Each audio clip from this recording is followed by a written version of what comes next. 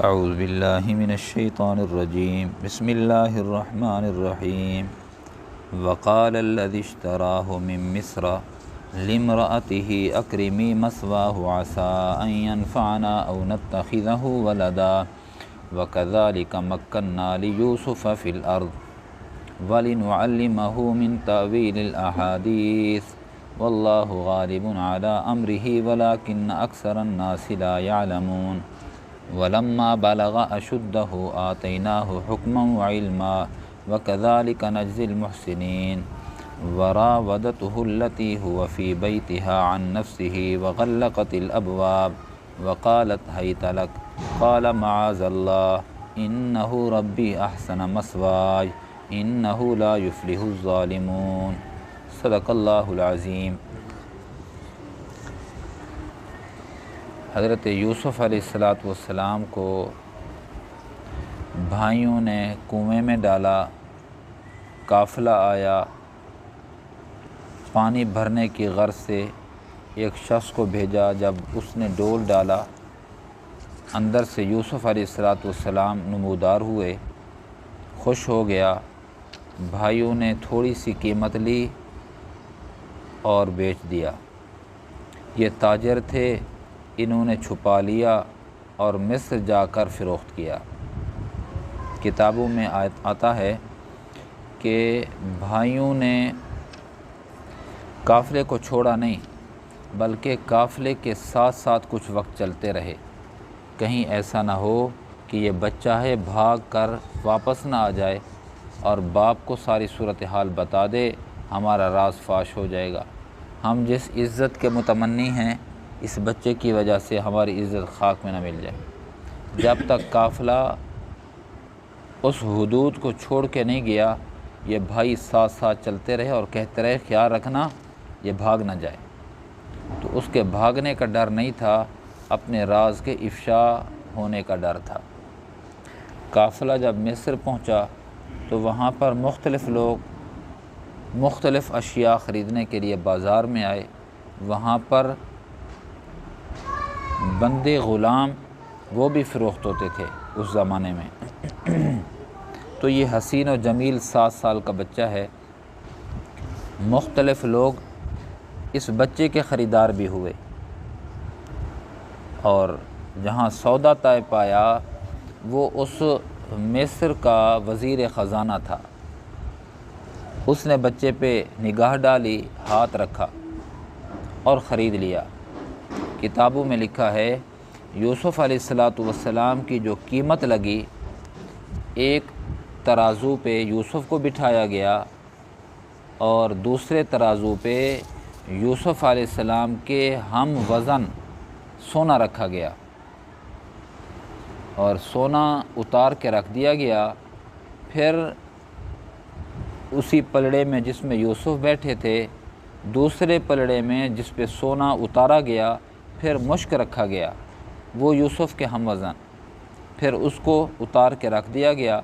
پھر ریشمی کپڑے رکھے گئے جو یوسف علیہ السلام کے ہم وزن تھے، اور وزیر خزانہ عزیز مصر، جس کا نام کتابوں میں کتفیر کے نام سے یا اتفیر کے نام سے مشہور ہے، کتفیر زیادہ مشہور ہے۔ کتفیر نے یہ تینوں چیزیں بھریں، ادا کیں، اور یوسف علیہ السلام کو گھر لے آئے، اور گھر لے آ کر اپنی بیوی سے کہا، جس کا نام زلیخا بتایا ہے، زلیخا بھی اس کو پڑھتے ہیں، زلیخا بھی پڑھتے ہیں۔ زلیخا سے کہا، زلیخا سے کہا کہ اس کو خوب اس کا خیال رکھنا، عزت و شان کے ساتھ اس کو رکھنا، ہو سکتا ہے یہ ہمیں نفع دے۔ حضرت عبداللہ ابن مسعود رضی اللہ تعالیٰ عنہ فرماتے ہیں، دنیا میں 3 بندے تھے جو بہت سمجھدار تھے۔ فرماتے ایک تو یہی عزیز مصر کتفیر، یہ بڑا سمجھدار تھا، قیافہ شناسی کا علم واقف تھا یہ، یعنی جس طرح اشخاص کی شناخت رکھی جاتی ہے۔ تو اس نے اپنی بیوی سے کہا کہ یہ کام کا بندہ ہے، بچہ ہے، اس کا خیال رکھنا۔ پہچان گیا تھا یہ معمولی بچہ نہیں ہے۔ اور دوسرا فرماتے ہیں کہ وہ شعیب علیہ السلام کی جو بیٹی تھی، جس نے موسیٰ علیہ السلام کو دیکھا تھا، اور پھر باپ سے کہا تھا کہ ابو مزدور رکھنا ہے تو وہ بندہ مزدوری کے قابل ہے۔ موسیٰ علیہ السلام کے بابت اس نے کہا تھا کہ صادق و امین بھی ہے اور وہ طاقتور بھی ہے، اور جو گھر کے کام کاج کے لیے وہ ایسے اشخاص رکھنے چاہیے۔ وہ بہت سمجھدار عورت تھی، صفورہ جس کا نام، تفسیروں میں نام یہی لکھا ہے اس کا۔ اور عبداللہ ابن مسعود فرماتے ہیں تیسرے جو شخص تھے حضرت سیدنا صدیق اکبر رضی اللہ تعالیٰ عنہ تھے، جنہوں نے حضرت عمر کو اپنے بعد خلیفہ مقرر کیا تھا۔ بھانپ گئے تھے کہ جو خلافت کے زیادہ اہل ہیں میرے بعد وہ حضرت عمر رضی اللہ تعالیٰ عنہ۔ تو بس یہ ہے واقعہ یا خلاصہ جو آیتیں پڑھی جائیں گی۔ پھر یہ بھی ہے کہ یوسف علیہ السلام اس گھر میں پرورش پاتے رہے، اور جب یہ جوان ہوئے تو فرماتے ہیں کہ بہت حسین تھے، بہت حسین۔ ہاں، وہ جو کھانا کھلانے اور پلانے والی تھی، یوسف کی جوانی کو جب دیکھا تو وہ ان پر دیوانہ ہو گئی، فریفتہ ہو گئی، مفتون ہو گئی، اور ذہن سازی کرتی رہی۔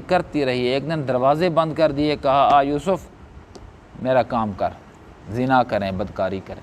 اللہ پاک نے یوسف علیہ السلام کو محفوظ کیا، محفوظ فرمایا، اور اللہ نے پاک دامن رکھا یوسف علیہ السلام کو۔ اور اپنے نیک بندوں کے ساتھ اللہ یہی معاملہ کرتے ہیں، اللہ ان کی نگرانی اور حفاظت فرماتے ہیں۔ انبیاء کی تو کلی طور پر حفاظت فرماتے ہیں، معصوم ہوتے ہیں، اور نیک جو بننا چاہتا ہے اللہ پاک ان کو محفوظ رکھتے ہیں گناہوں سے۔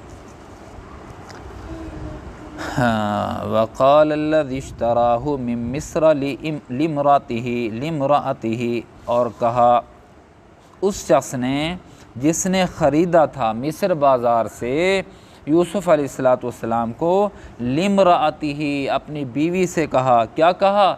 اکرمی مثواہ، اس کا ٹھکانہ اچھا رکھنا، یہ بہت قابل بچہ لگتا ہے ہمیں۔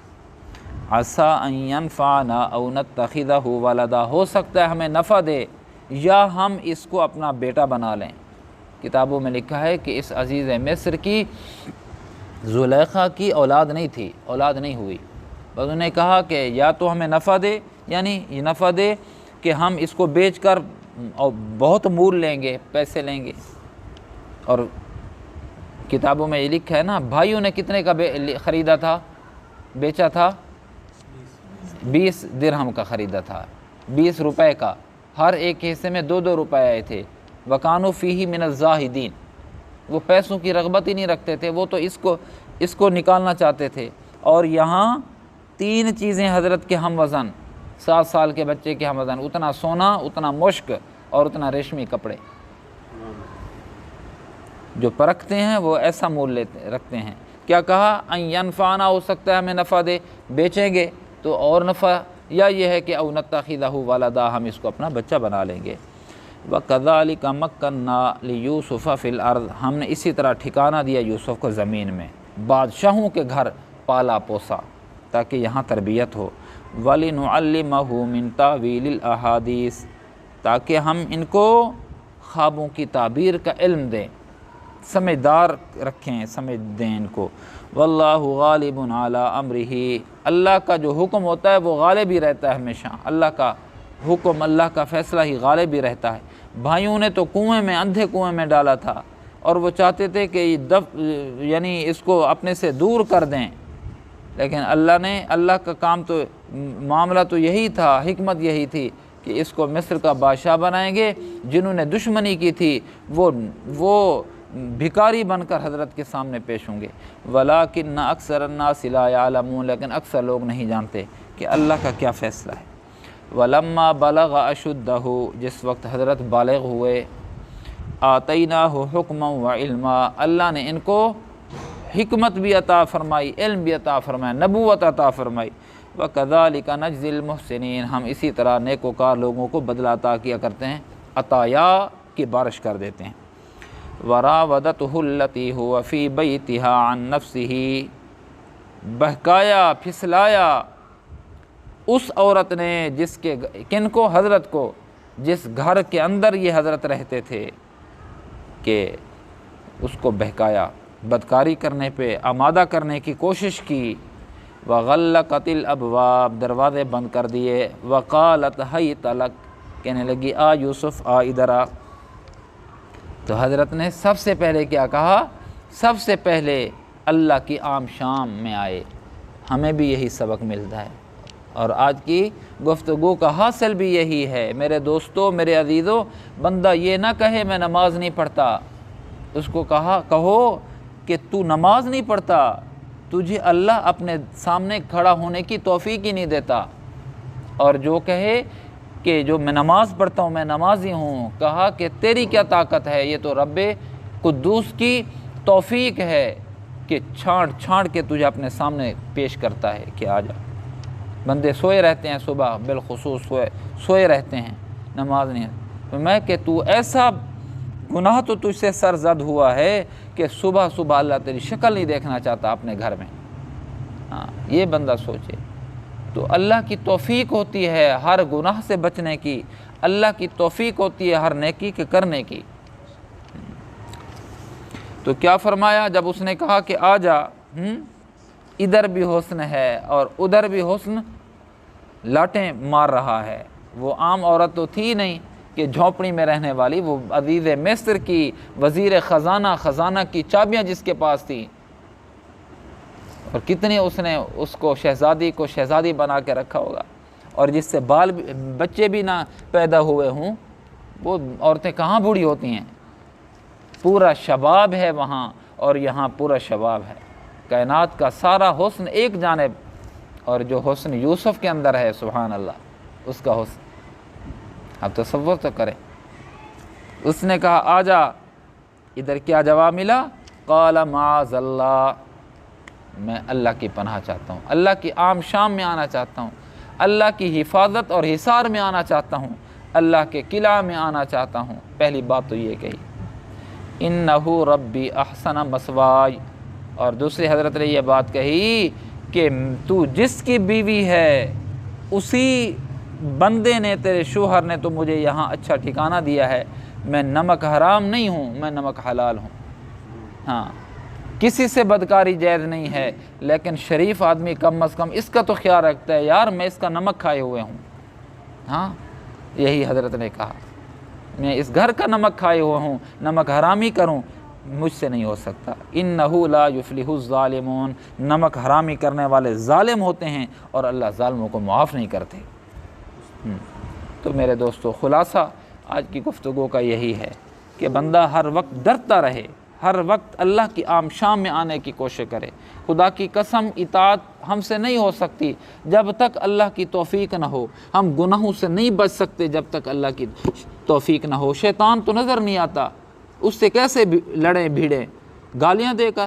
پھر میں نہیں، جب بھی وسوسہ آئے لا حول ولا قوت الا باللہ کا حکم اسی وجہ سے ہے، اللہ میں اس سے لڑ نہیں سکتا، میں کمزور ہوں اس سے، جو دکھائی نہ دے، جو سجھائی نہ دے، جس کے واروں سے میں واقف نہیں ہوں، اللہ تو طاقتور ہے، مجھ سے یہ طاقتور ہے، اور جو مجھ سے طاقتور ہے تو سب سے طاقتور ہے، مجھ سے طاقتورے کو مجھ سے دفع دور کر دے۔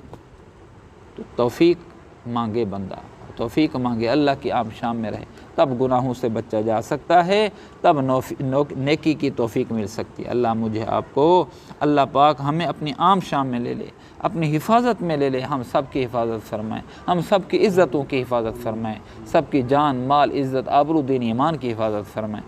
وآخر دعوانا الحمدللہ ربنا اللہم ربنا حسبنا